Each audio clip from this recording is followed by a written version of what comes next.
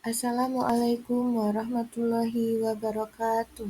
Saya Nanda Faikotus Sabrina, NPM 23531961 dari PPG Prajabatan PGSD Universitas PGRI Semarang akan menyampaikan topik 5, demonstrasi kontekstual pendidikan yang memerdekakan dalam ruang kolaborasi mata kuliah Filosofi Pendidikan Indonesia.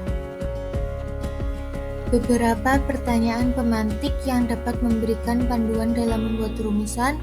Yang pertama, apa praktik baik yang telah dilakukan oleh sekolah-sekolah pada video yang diobservasi mahasiswa tentang pendidikan yang berpihak dan memerdekakan peserta didik?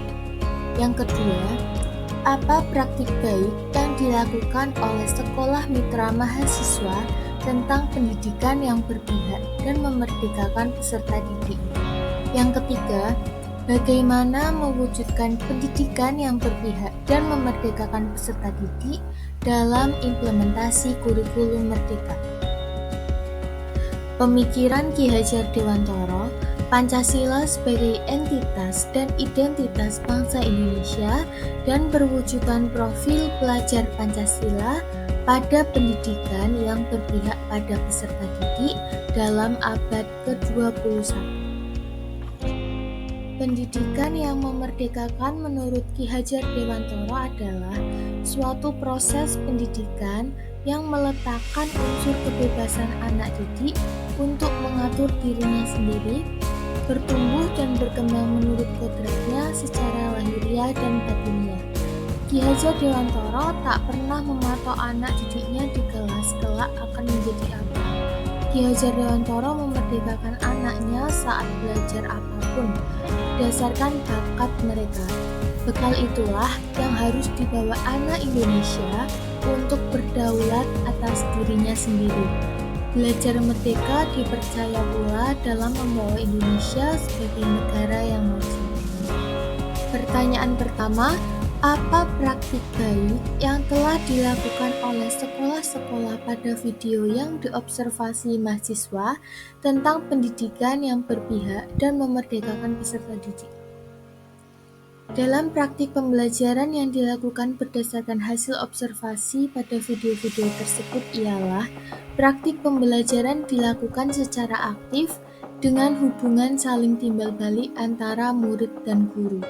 Dalam hal ini, murid bertindak secara mandiri dan turut ikut serta menentukan tujuan belajar, cara evaluasi belajar, sampai merefleksikan hasil proses belajarnya. Pembelajaran pun dilakukan dengan siklus yang dimulai dari bertanya hingga refleksi. Siswa juga diberi ruang yang luas untuk berpikir dan mengeksplorasi berbagai informasi dari lingkungan sekitar atau media informasi lainnya yang kemudian akan dinilai dan diapresiasi. Pertanyaan kedua, apa praktik baik yang dilakukan oleh sekolah mitra mahasiswa tentang pendidikan yang berpihak dan memerdekakan peserta didik? Yang pertama ada penanaman profil pelajar Pancasila, salah satunya dengan membiasakan membaca doa sebelum dan sesudah belajar, mengaji, dan sholat zuhur berjamaah. Yang kedua, sekolah telah menciptakan suasana kelas yang nyaman, aman, mandiri, serta menyenangkan.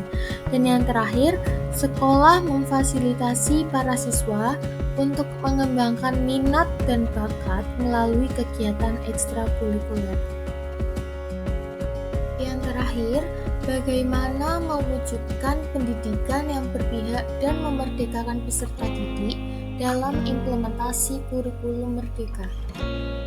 Yang pertama, melaksanakan kegiatan pembelajaran yang berpusat pada peserta didik. Selanjutnya, membuat lingkungan belajar yang aman, nyaman bagi peserta didik. Mengarahkan peserta didik sesuai bakat dan minatnya masing-masing.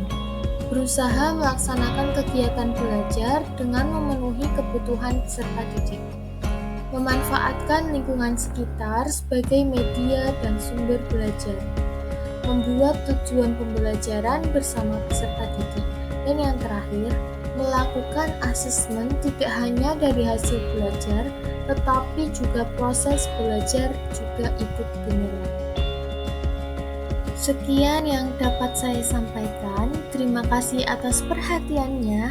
Wassalamualaikum warahmatullahi wabarakatuh.